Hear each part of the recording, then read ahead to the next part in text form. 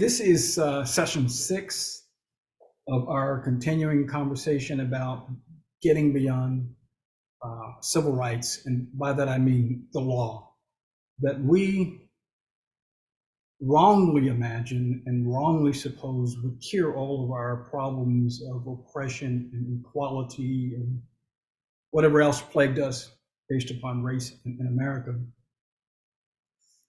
So far, we've talked about the hidden and secret things that have been done to hold us back. And now we want to talk about what we've done to ourselves. At the point when we were actually making progress, there were some things that we've done to ourselves that has caused us to lose momentum. Today's theme is working and watching at the same time, pushing forward the ball in the pursuit of equality and inclusion, but at the same time keeping our eye on those who, if I'm using a biblical metaphor, Pharaoh's army was coming up behind the Hebrews as they were preparing, as they were camped at the Red Sea. Sometimes the danger that we are confronted with is the danger that is in front of, or rather that is behind us, and not what's in front of us. So now that being said, as always, I'd like to start out by reading a passage of scripture which speaks to this. And Brian, if you could go ahead and share the screen as we discussed earlier, the highlighted portions, which I will read. And this is from the book of Nehemiah, chapter 4, verses 15, 16, actually 16 through 18. Now, let me give you just some quick background here in terms of what this is. For those of you who are Bible scholars, you know that there was a period of time that the Hebrews were basically in captivity in Babylon for a 70-year period. The prophets foretold that that was going to happen because of their disobedience, because of their worshiping other gods. They did not hear the prophets, in the sense they did not respond positively to the prophets. And so the judgment, the punishment that was forecasted did in fact happen. And they were enslaved for a period of 70 years, or they were in captivity for 70 years. But at the end of that period, God began to bring them back. Now, what happened when they were destroyed, when Jerusalem was destroyed, when the temple was razed to the ground, when the walls were destroyed, the city was left in rubble. The wall represented God's protection around his people. The temple itself represented God's presence in the midst of his people. Both were destroyed.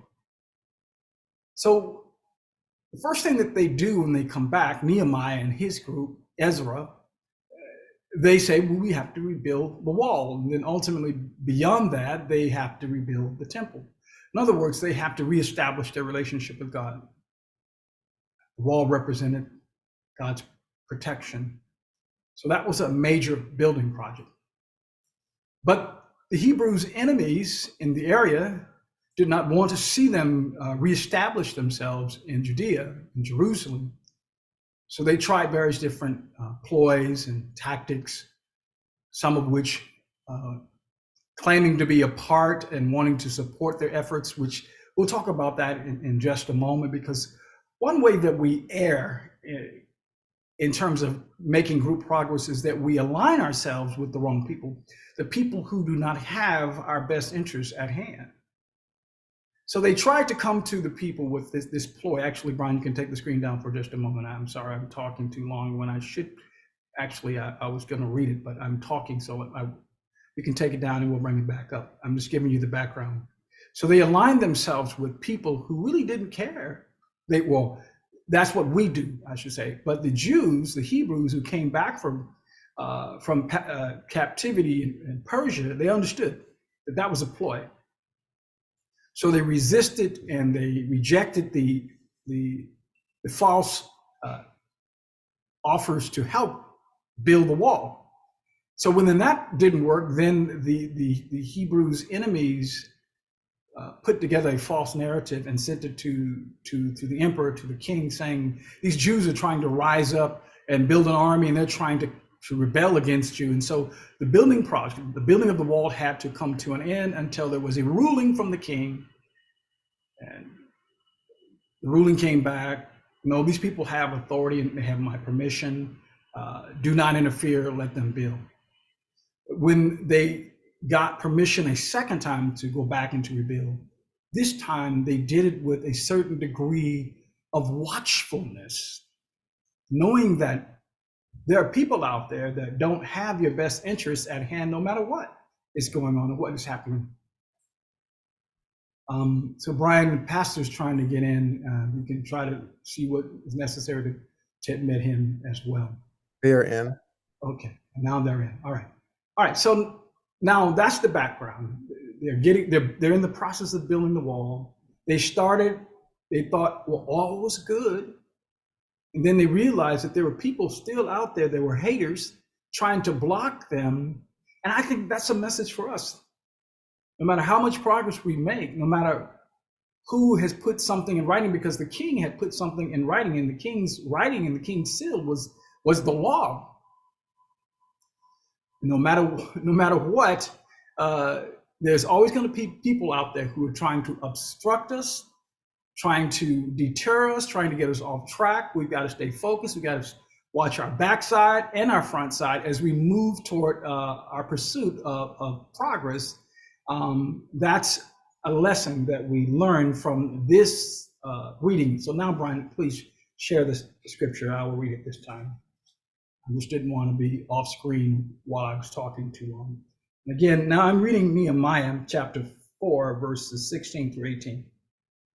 And it came to pass from that time forth, what time? From the time that the king gave them permission a second time to build the wall and ultimately to build the temple, that the half of my servants wrought in the work, and the other half of them held both the spears and the shields, and the bows, and the habergeons. And the rulers were behind all the house of Judah, they which build on the wall, and they that bear the burdens, with those that laid it, every one with one of his hands he wrought in the work, and with the other hand held a weapon. For the builders, everyone had his sword girded by his side, and so builded. And he that sounded the trumpet was by me. So now this is what's important here. This narrative that I just read to you is a picture of watchfulness. Now, Brian, you can stop sharing the screen. It's a picture of watchfulness. When you're trying to establish yourself or to reestablish yourself as a people, you've got to be aware of the environment that you're working in, that you're doing the work in. And I don't think that we have been fully aware, and I'm speaking about we as a people, of what's out there, who's with us and who's not with us. So let's talk about I want to talk about 4 or 5 things that have caused us to lose momentum when we had momentum. One of them is that we suffer from what I've referred to as battle fatigue. If you're out there on the battlefield for an extended period of time, you get tired of bombs exploding all around you, shells going off, people being shot, violence occurring all around you. You just get to the point where you're tired of fighting. No matter what the fight is, if you are a person or a group of people that are in an environment where you're always having to struggle, there comes a time when you just get tired. You just say, I quit. But here's the reality. We cannot quit if the enemy is still on the field coming after us. We have to stay on the battlefield 1 day, 1 hour, 1 minute longer than they do. And so that's what we have done. We have resulted to what I call premature celebration. We've declared that the victory was won when it was not won, when we were in the progress of winning. And I think about the civil rights movement, if I can, as one who works in this field. I'm so thankful that we have Dr. King's national holiday, which I take the time to celebrate each year. But I think if we could talk to Dr. King, if Dr. King could talk to us, he would tell us that that was not my ultimate goal, to have a holiday named after me. The goal was to see the people lifted up, to see the people brought into the whole of society, to be made equals, not to have a benefit or a burden based upon the color of your skin. Now, I would take exceptions with those who say that the goal that Dr. King had was for us to live in a colorblind society, because actually that suggests a couple of negative things. One, blindness. I want to submit to you that any form of blindness is not good. But more seriously, this blindness that some people have interpreted Dr. King's dream to mean suggests that we have to ignore what God has created. That in order for us to be able to get along, we have to look beyond my black skin, my son's black skin, and my mother's black skin. And that's not what he was advocating. It is not just disrespectful to me, but it is disrespectful to God, the artiste, the creator. This beautiful, wonderful thing that he's made called me and you, there's nothing to be ignored about it. It's to be celebrated and appreciated and respected. I think that that's what Dr. King was talking about, that everyone should be celebrated, respected, and appreciated as a creation of God. Should not be diminished, should not be given benefit or burden because of how God made him or her. I don't want to live in a colorblind society. But let me get back on task here. What Dr. King's motive was, what his goal was, and what many of the other workers, Sojourner Truth, Harriet Tubman, Frederick Douglass, so many people who have done this work to their own hurt and to their own detriment, what their goal was to see the group move forward.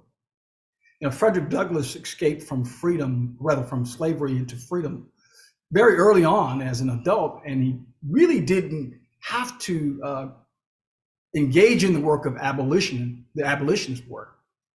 He could have lived a very comfortable life. He was a handsome and intelligent man.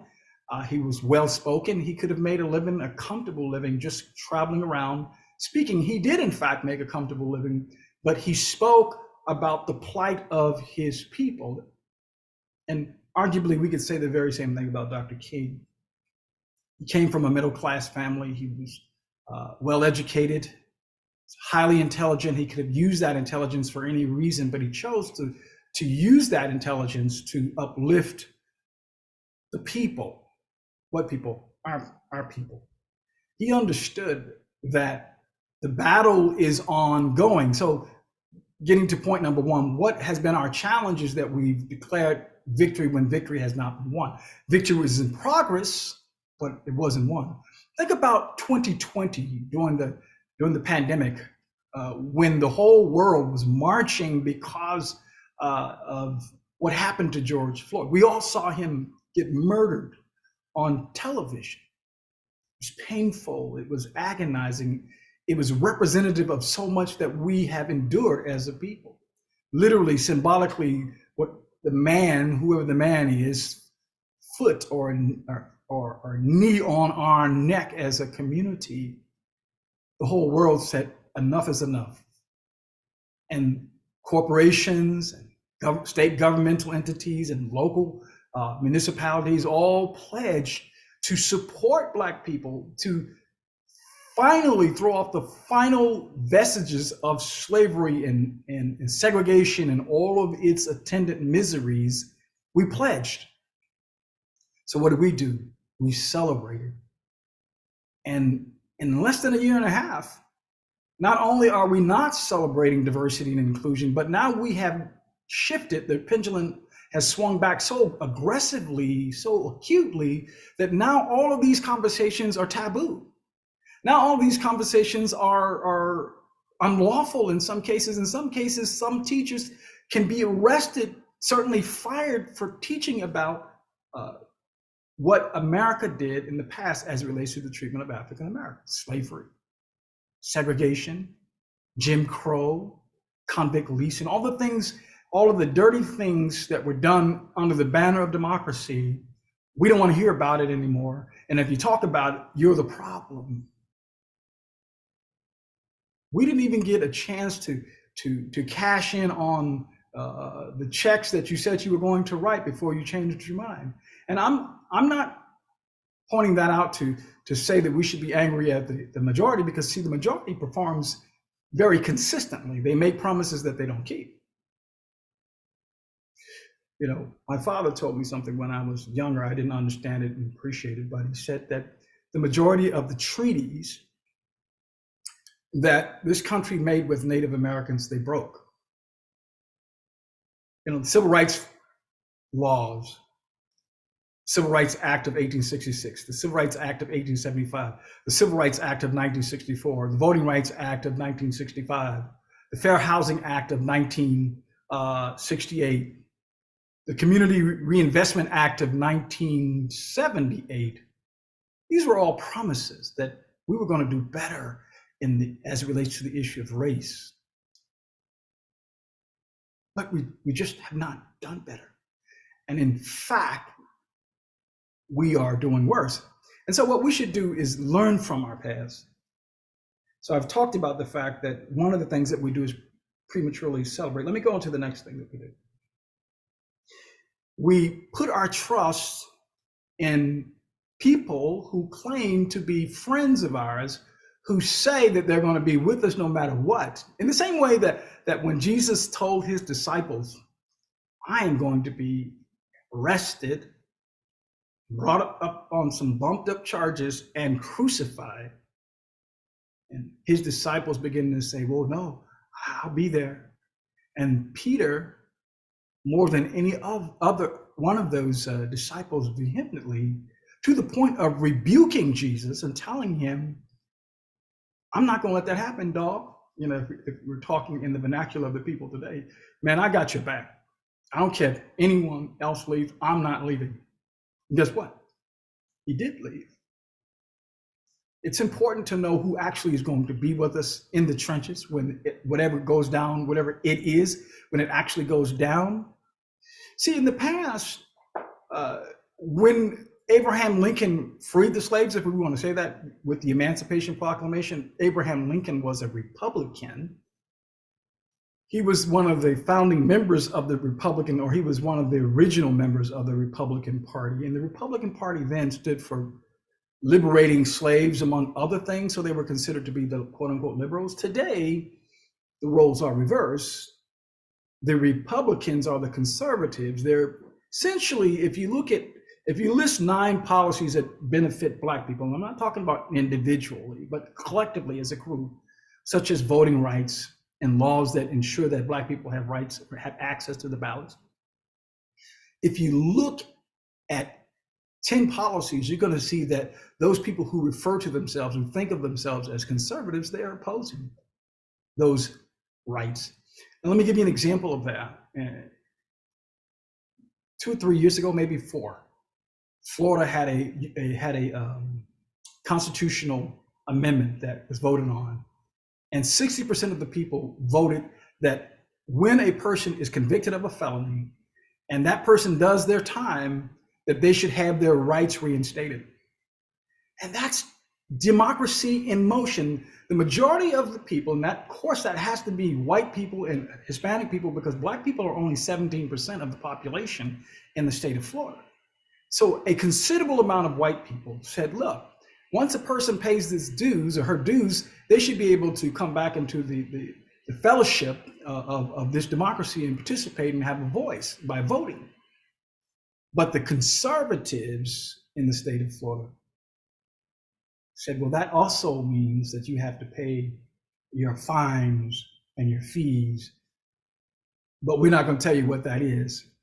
And through that process of distorting what the clear language of the constitutional amendment was, They were able to block a lot of minorities from voting who otherwise, according to the amendment to the Florida Constitution, should have been able to vote. My point is that while we are out there celebrating sometimes, they're still plotting. The people who don't believe in inclusion, who don't believe that everyone should have a voice in this government.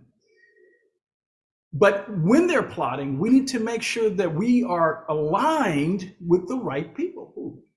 Let me go further into this conversation. So what happened in 1876 is that there was a contested presidential election. I believe on the Democratic side, which at that time, they were the conservatives, they were the Southerners. I believe that it was Calhoun was the senator that was this Democratic nominee. And I know for sure that it was Rutherford B. Hayes who was the Republican. So the Black people were queued up and did in fact vote for Rutherford B. Hayes, but there was not a clear winner. So based upon our constitutional system structure, when there's no clear winner of the Electoral College, it goes to the Congress to decide.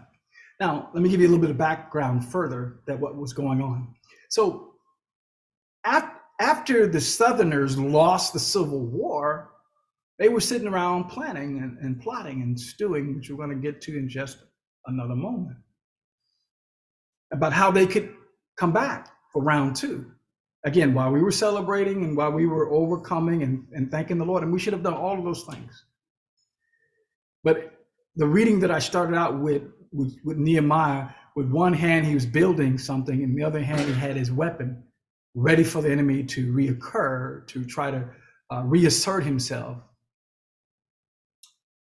What happened in that contested presidential election is that the Southerners went to the Republicans and said, listen, we'll let Rutherford B. Hayes become the president. Here's the deal. These Union generals that you put in all the Southern states to essentially govern us and to make sure that we treat Black people with dignity and respect and inclusion and equality, those generals and the Union Army soldiers that you've planted in every Southern state, take them out and let us deal with Black people the way that we see fit.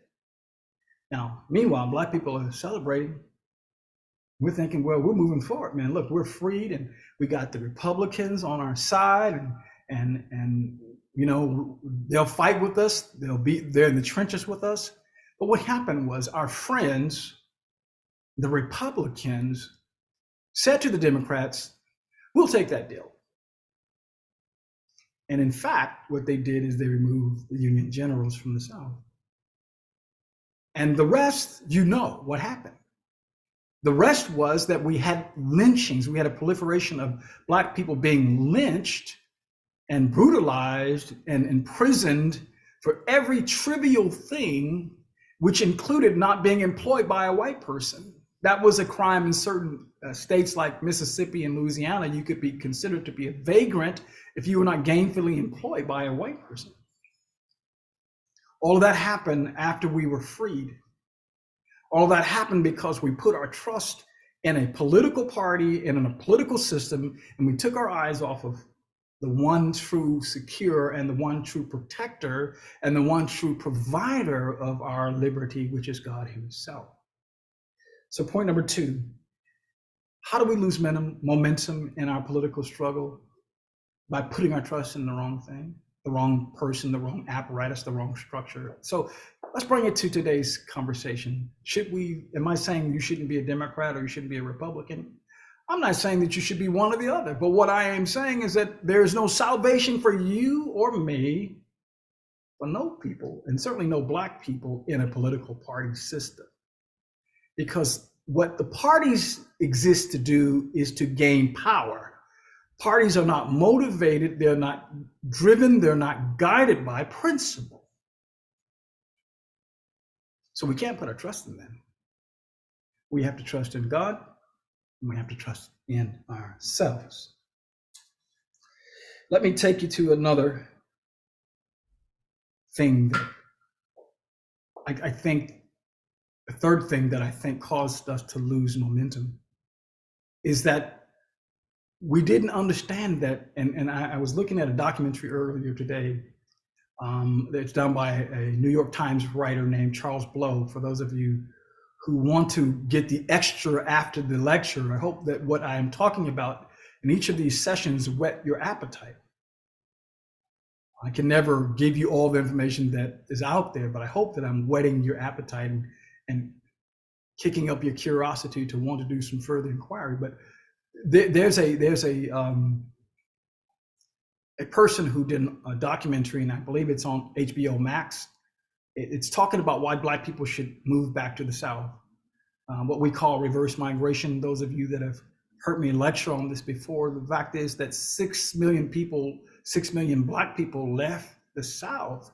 They went to New York, they went to Philadelphia, they went to Baltimore, they went to Los Angeles, they went to Chicago, they went to Detroit, trying to escape segregation, Jim Crow, and trying to find a better life for themselves and their family. And that makes sense. However, when they got up there in large numbers, they experienced some of the same hardships, some of the same biases, some of the same prejudice, and some of the most brutal scenes that we've seen in terms of police officers brutalizing Black people are in places like New York, Detroit, and Chicago, and Los Angeles. The infamous Los Angeles Police Department I'm familiar with, I'm acquainted with. I grew up seeing them crack Black people's heads in the 60s and in the 70s. And those images appearing on the evening news. So we didn't find salvation and we didn't find relief in those spaces that we went to. Now, then we need to understand that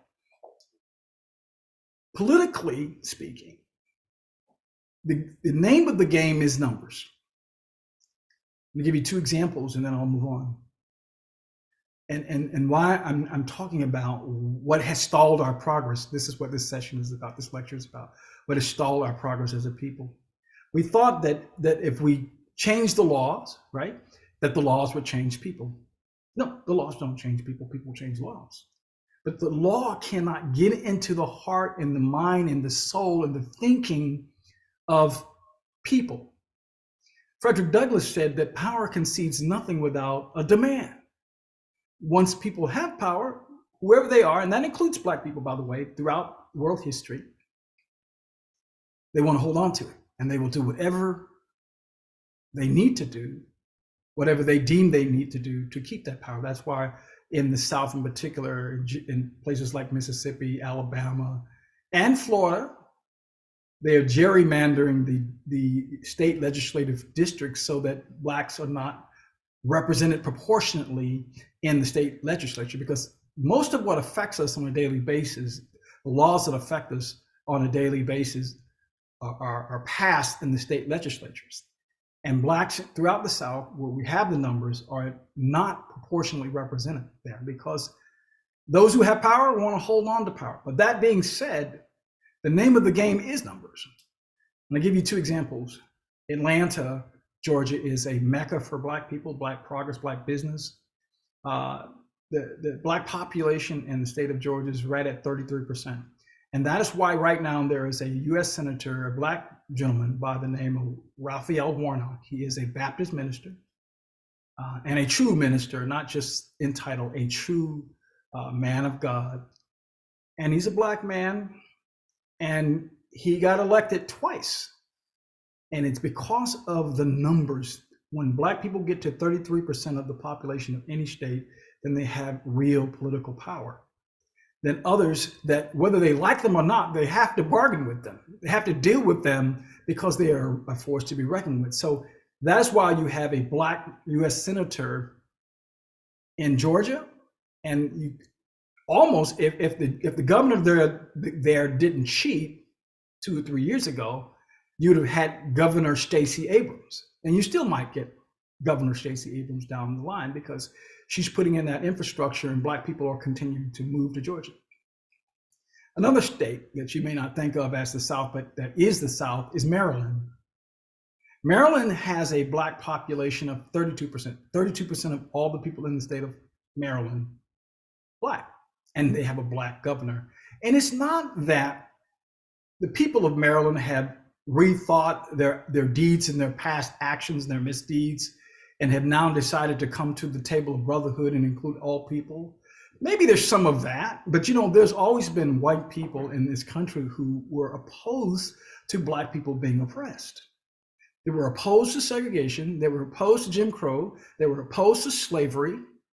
There's always been black people, white people in this country who understood and who were willing to put their necks on the line to get outside of their comfort zone to stand up for what is right. But I think the majority of white people, as is the state of all humans, we neither go to one extreme or to the other. We want to stay in the comfort zone because we've got to keep our head down, because we got to pay our bills. I can't afford to lose my job. I can't afford to be ostracized in my community. So even though I don't like it, even though I know it's wrong how those people are being treated, I'm gonna keep my mouth closed. That's how most human beings are in all races. We just kind of stay in the middle and we go with the flow. But that's not what's happening in Maryland. It's just strictly numbers. So this documentary that I commend to you to watch is on HBO Max. It's done by Charles Blow. It talks about the fact that white people left the South, 6 million. If the 6 million would come back, they would have real power. So one of the things that has caused us to become stagnant in our political process and progress is that we've not understood how the game is actually played. We're never, and this is Jerry Girley's opinion, and this is Jerry Girley's belief based upon revelation. I'll say that because I'm speaking as a minister as well as someone who's lecturing in the realm of civil rights advocacy. There's never going to come a time when people willingly give up their advantage in society. But that doesn't make them inherently evil or bad. It's just, it makes them inherently human. And as I've said, if you study ancient history, which I have, going back 5,000 years, all people do it. And that includes black people. And as I've said in one of our prior lectures, in terms of imperialism, in terms of colonizers, and I was reading this when I was on the cruise a couple of days ago, that you had black pharaohs that were going into Asia Minor and even into Europe 2,000, 3,000 years ago, creating colonies, conquering people. So in terms of this thing that we call colonizing, we did that first. Colonizing doesn't work in the end. You can't hold it together. That's another story. But what I'm trying to get you to see is that numbers matter. And one of the things that we seemingly have not gotten in our heads and in our minds is that we need to be in a place where we have the numbers so that democracy, as it is stated, as it is presented to the world, so that democracy works to our advantage. It's strictly numbers. It's strictly numbers. And we have the numbers in the South. We're going to talk about that extensively in sessions 8 and 9. But if you want a preview that is not even a Jerry Girley's perspective, but is consistent with what we're going to learn in sessions 8 and 9, I encourage you to look at Charles Blow's documentary on HBO Max. Now, one more thing, and then we'll get to any questions that you may have.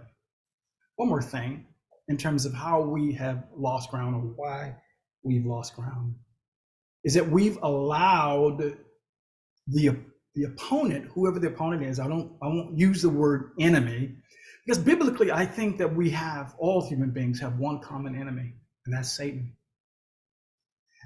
And Paul, pardon me, tells us that we do not wrestle against flesh and blood.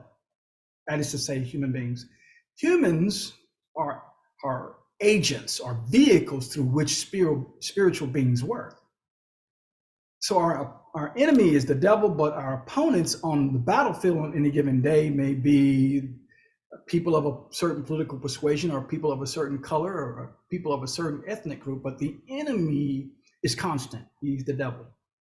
In other words, the enemy of the black man is the enemy of the white man. It's the devil. And he loves for us to be looking at each other and pointing fingers at each other and saying that one group is inherently more evil, more vile, more ignorant, more unrefined, whatever. As long as we're looking at each other with jaundiced eyes, he's free to destroy us. And he's doing that. He's dismantling us. He's picking us apart because we are at odds with each other. We've taken our eyes off where the battle is. We've taken our eyes off the Lord.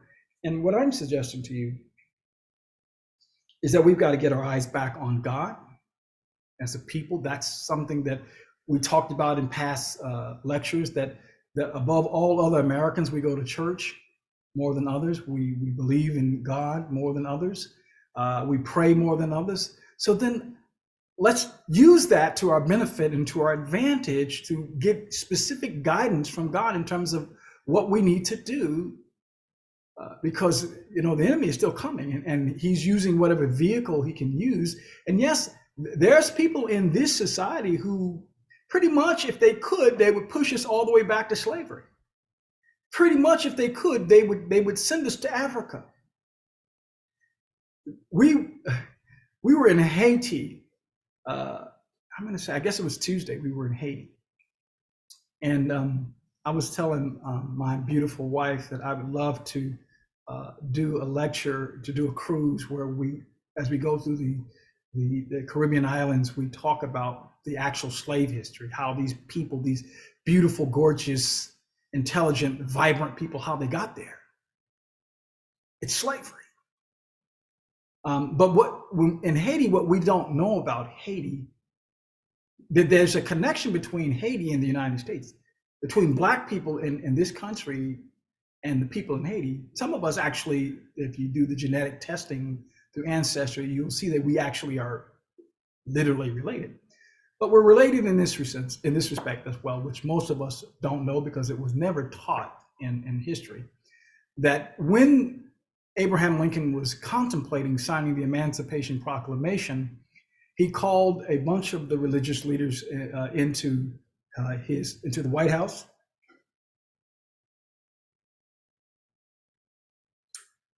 And he tried to convince the whole of Black people that they all should voluntarily get on many ships and go to Haiti and establish their country there. That is a historical fact. If you doubt that, read the Congressional Globe going back to 1862 and 1861. It's there. I've read it in history books, but I actually read it in the record that Congress keeps on a daily basis. They commissioned a committee, a special select committee, to study this issue of what we're going to do if we free the slaves. And they came back with two findings. One, no people who ever been enslaved by another group of people, once freed, were able to live peacefully among them. That's a mind blower right there. That's what Congress decided. That's what they determined. That's what their study showed back in 1862, that no people who were formerly the slaves of another people, once freed, were ever able to live peacefully among them. Because what the study went on to show was that there was always going to be the sense on one part that they're superior to the others. The former slave owners would always have a sense that they were superior to the descendants of the former slaves. I don't know. I think so far, I'm sad to say, but it seems like they were accurate in terms of we haven't got to that place of equality and total peace among the different ethnic groups, between the sons and the daughters of former slave owners and the sons and the daughters of former slaves. We haven't got to that place of inclusion and equality. But so there was a plan to send us, to force us to go to Haiti. So as we were cruising on this big ship, cruising into this beautiful bay, by the way, Haiti, the lay of the land is beautiful, actually.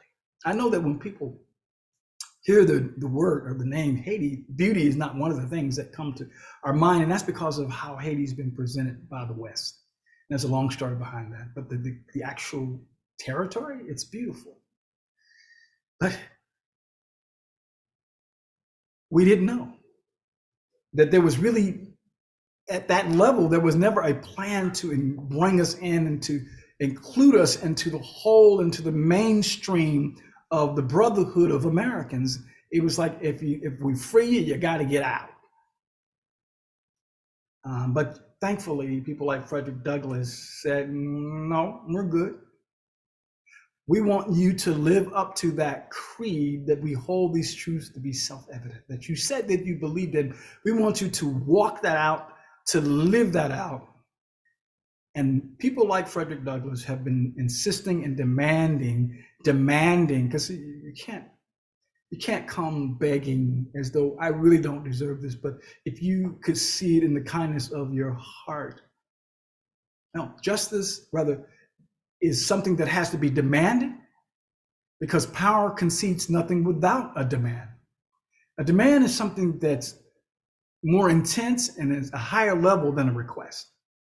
It's like, I insist that I have equality. Not, and let me say this, and then I'll move on, because I want to finish up my words to allow any questions that you may have. It's not, again, that we're saying one group of people, white people, are more nefarious, more wicked, as I've heard some of my Black brothers say, less spiritual than, or less anything than Black people inherently. Maybe in terms of how they live their lives, as we've established in other sessions, Black people go to church more than all other people. But in terms of capacity, all human beings are the same. Please hear me when I say that. All human beings are the same in terms of capacity. But what we see differences in is in terms of the decisions, in terms of how we live our lives. So there was never this idea that we were going to be brought into the brotherhood of people, of citizens. Our goal has to be one of being in a position where we get to say at the end of the day what happens to us, what happens to our sons, our daughters, their sons and daughters. We have to be in control of our own political fate. That's the right of all human beings. That is the right of all human beings. I believe that that language is somewhere in the United Nations Charter. It's not a privilege, it's a right. Not to be above other people, but certainly not to be beneath people. And our challenge has been one of being beneath others. And arguably, group-wise, we are still beneath. I love to look at statistics, because I think statistics tell us stories objectively. Here's a statistic that since they've been measuring the unemployment rate, Black people have had an unemployment rate roughly double that of white people. Since they've been looking at accumulated wealth, Black people have had 1/10 the wealth of white people. And a lot of that accumulation of wealth happens in home ownership and land ownership. We've talked about this in the past. We've got to get to some places where we own land, we own our own homes. I love my beautiful Black brothers and sisters in LA, K-Dog and P-Dog and J-Dog and all those dogs. But not many of my brothers and sisters in LA and Long Beach and Oakland and San Francisco and New York and Chicago and Detroit own anything in terms of property. Last thought. When the South lost the Civil War, they didn't give up the fight. They just decided to fight by other means. One of the first things that they did is they decided that they would decide how the Civil War was discussed in public spaces in schools. And so they stopped referring to it as the Civil War, and they began to refer to it as the War of Northern Aggression. And I've actually heard people say that, the War of Northern Aggression, as though the Southerners, the Confederate, was doing something that was right and just and respectable, when in fact they were not. They were fighting to keep people that looked like you and me as their property. But if you turn your back and you focus now on celebrating and you take your eye off the ball and you allow your opponent to explain what happened between the two of you, to shape the narrative, you will always lose the battle. And one of the challenges that we have right now in real time in Florida and in Texas and South Carolina is that Black history is being miscast as critical race theory, when most people don't even know what critical race theory is. The truth is the truth is the truth. What happened in this country to Black people, being enslaved, being tortured, being handled as property in the same sense as a couch or a sofa or a horse, that happened. And there were lingering consequences, and there still are lingering and substantial repercussions and ramifications that exist to this day. One of them being what I just said, which is that Black people have 1/10 the wealth of White people. And that's not because Black people are lazy. It's not because Black people are unintelligent. All of these things have been implied in some cases and have been said explicitly in other settings. You don't have this and you don't have that because you don't have any initiative.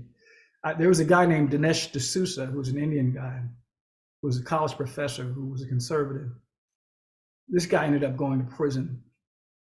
But he was a conservative champion, and he wrote a book, and he said the reason why Black people are in the condition that they're in now, this guy's an immigrant. He's an immigrant. He wrote a book, and he became the darling of conservative circles. He said the reason why Black people are in the condition that they're in is because they have a poverty of culture, that we have an impoverished culture, that we have an impoverished way of thinking. Man, who are you? I digress, but here's the point that I'm making, and then we're going to watch a video and then have questions, whatever questions or comments. If you allow, and we are doing that, we are allowing, right now in real time, we are allowing our opponents to misrepresent and mischaracterize the teaching of American history as relates to how African Americans have been treated from the inception of this nation. And now it's almost taboo, and it is taboo, it is not permitted in many circles, and I believe in the state of Florida, you can correct me if I'm wrong, watchers, that you can't even get a degree in Black studies at a state university in the state of Florida. Not permitted. Why? We can talk about what the man is doing, but part of it is this, that we thought once we had something in place, it was going to be there forever, but it won't be. And going back to the reading of the scripture that I started out with, if you're not watching in the way that Nehemiah was watching, they were building the wall with one hand, bricks in this hand, sword in that hand. And I'm not talking about being violent in a literal sense, but I am talking about being prepared for the battle, whatever that is, in a metaphorical sense.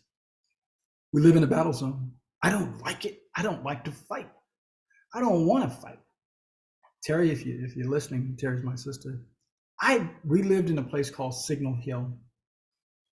First of all, we lived in a place called Murphy Canyon, which is in San Diego, and everybody was cool, surfers, and everybody was chilled, and it was a multicultural university.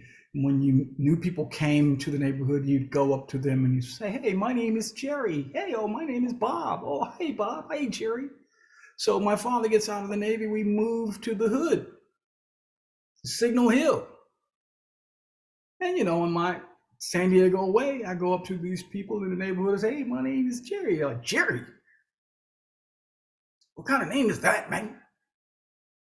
I'm P-Dog, man." I'm in a different world.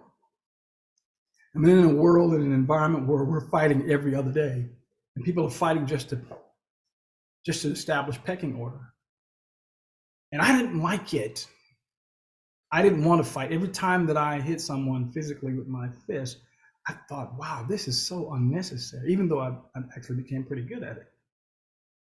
I don't want to fight. I don't want to be in a struggle just so that my children's children will be able to be free, to be equal.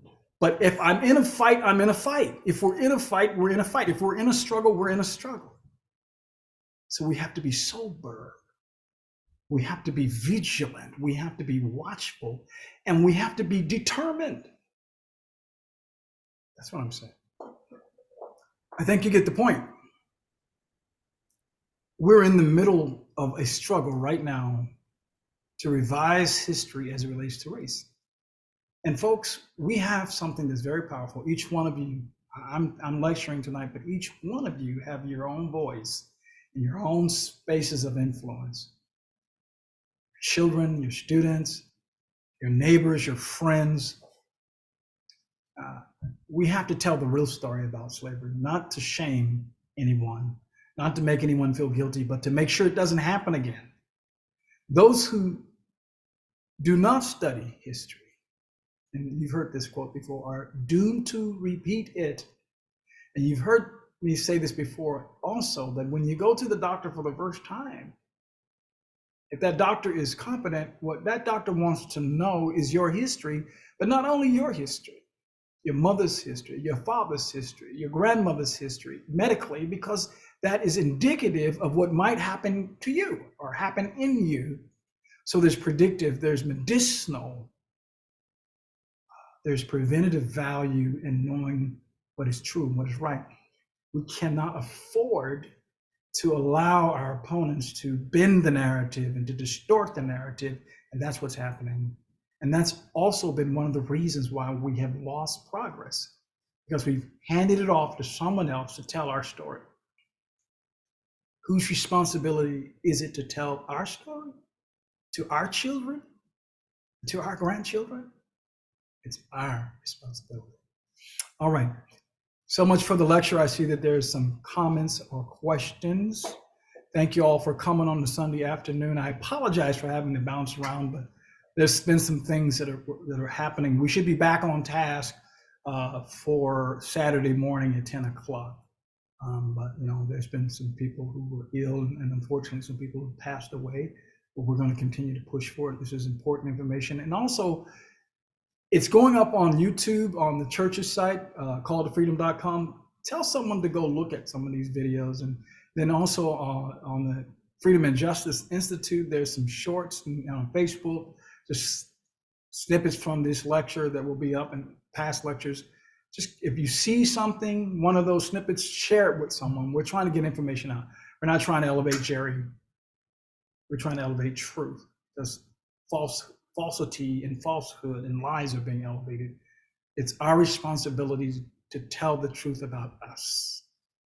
All right. So let's see if I can navigate to some of the comments in the. I got it. Okay, Brian, go ahead. First comment comes from Miss Phyllis Girley.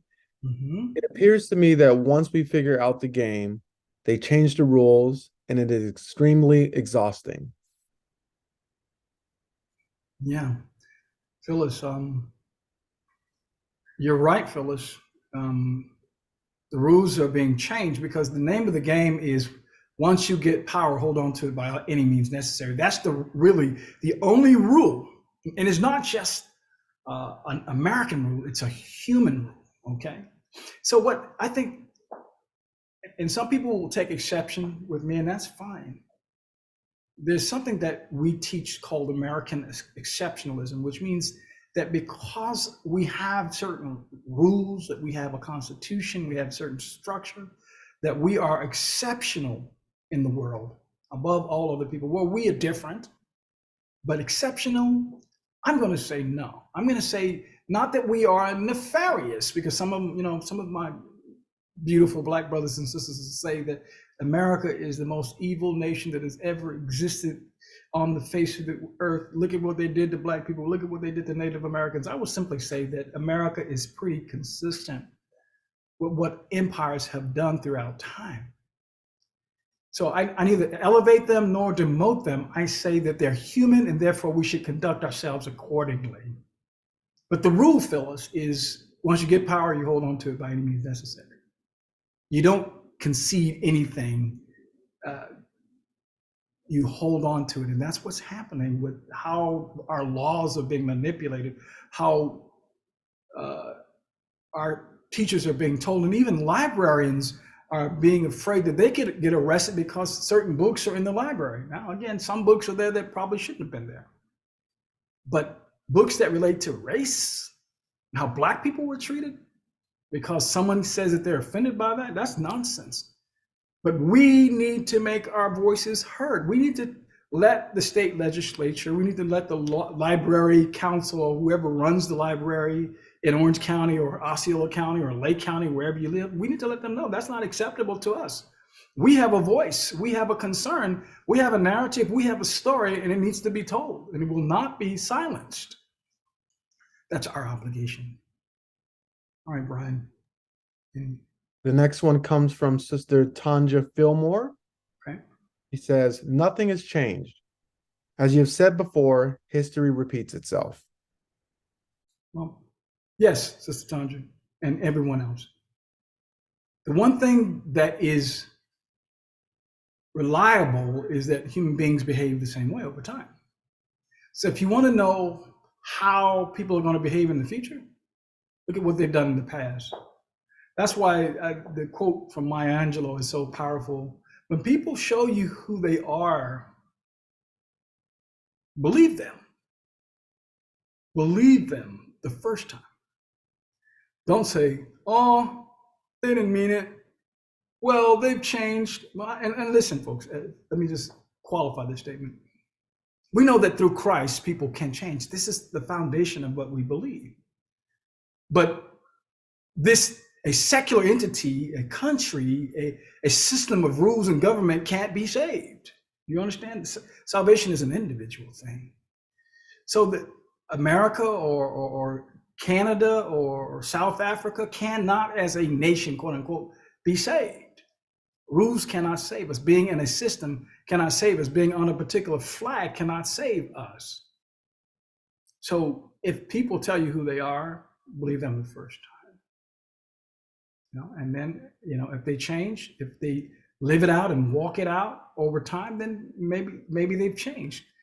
But we in this country, as it relates to civil rights, we've not had a period of time where we had a right and someone wasn't trying to challenge and to take away that right, either in new legislation or in court challenges, which is, as a lawyer, that's kind of a thing that is done kind of through what I would call the back door, seeking to have a court of appeals or ultimately getting things in front of the Supreme Court to change the status quo. That's both sides do that.